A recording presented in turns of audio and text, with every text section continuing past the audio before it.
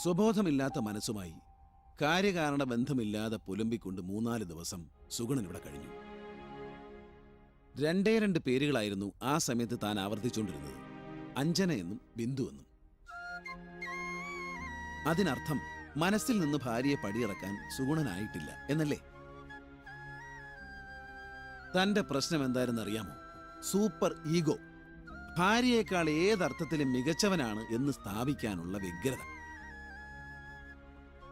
സുഗുണനെ സംബന്ധിച്ചിടത്തോളം ഭാര്യ വീട്ടുജോലി എടുക്കാനും അടക്കി ഭരിക്കാനുമുള്ള ഒരടിമ മാത്രമായിരുന്നു. ശരിയല്ലേ? ഭാര്യമാരങ്ങനെ കഴിയേണ്ടവരല്ല സുഗുണ. കാരണം ലോകത്തിന്നേ വരെ ഒരടിമയും അതിന്റെ ഉടമയെ സ്നേഹിച്ചിട്ടില്ല.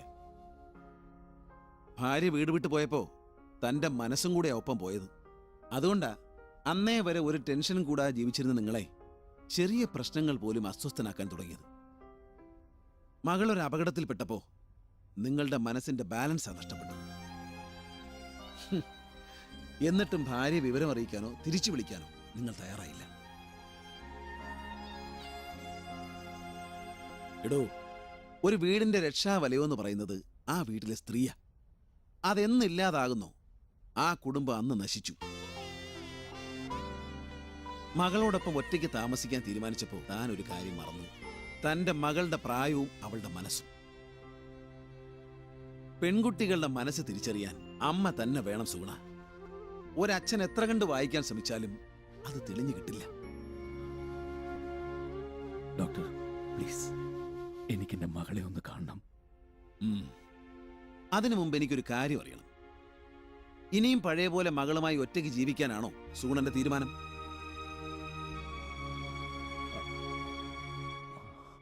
ബിന്ദു മറുപടിയൊന്നും പറഞ്ഞില്ല. പ്രായപൂർത്തിയാകാത്ത മകളെ ഉപേക്ഷിച്ചു പോയത് നിങ്ങൾ ഈ സൊസൈറ്റിയോട് ചെയ്ത ഏറ്റവും വലിയ ക്രൈമാണെന്നേ ഞാൻ പറയൂ. എന്താ, ശരിയല്ലേ?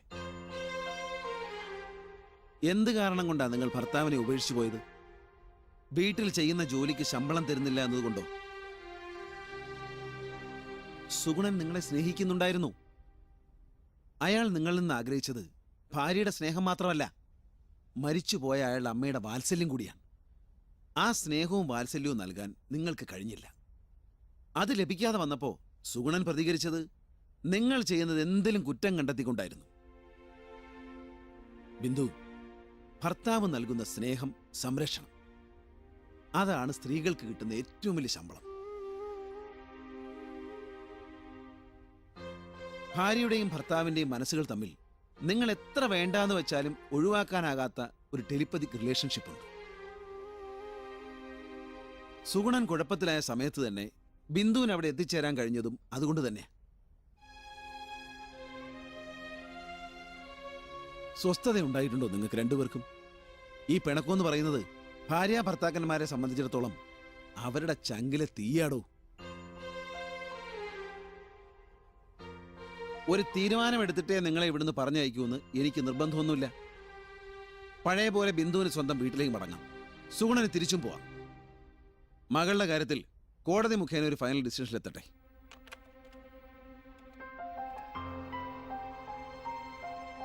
സിസ്റ്റർ, ആ കുട്ടിയെ കൊണ്ടുവരൂ. പക്ഷെ എല്ലാം കഴിഞ്ഞ് ഒറ്റയ്ക്കിരിക്കുമ്പോൾ വീണ്ടും ആലോചിച്ച് നോക്കണം, എന്തിനു വേണ്ടിയായിരുന്നു ഇതൊക്കെയെന്ന്.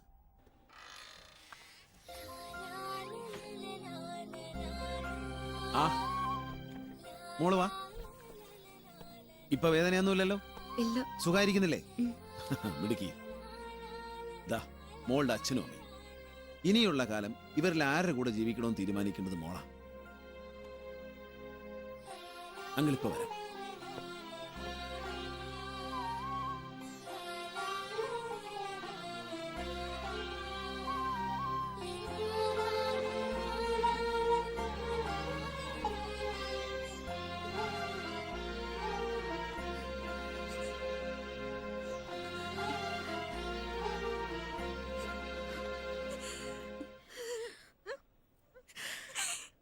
എനിക്ക് 2 പേരെ വേണം.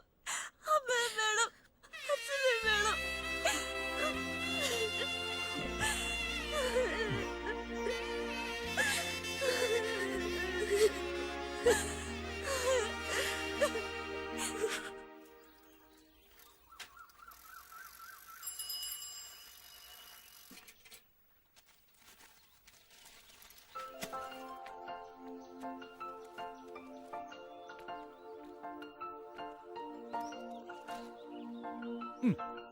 ചായ.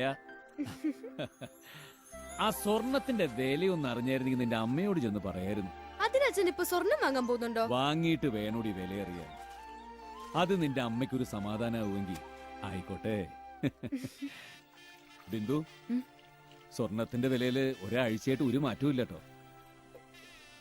നീയായിട്ടൊന്നും ആവശ്യപ്പെട്ടിട്ടില്ല, ഞാനായിട്ടൊന്നും അറിഞ്ഞു വാങ്ങി തന്നിട്ടുമില്ല. ഇനി പറയേ, നിനക്കെന്താ വേണ്ടത്?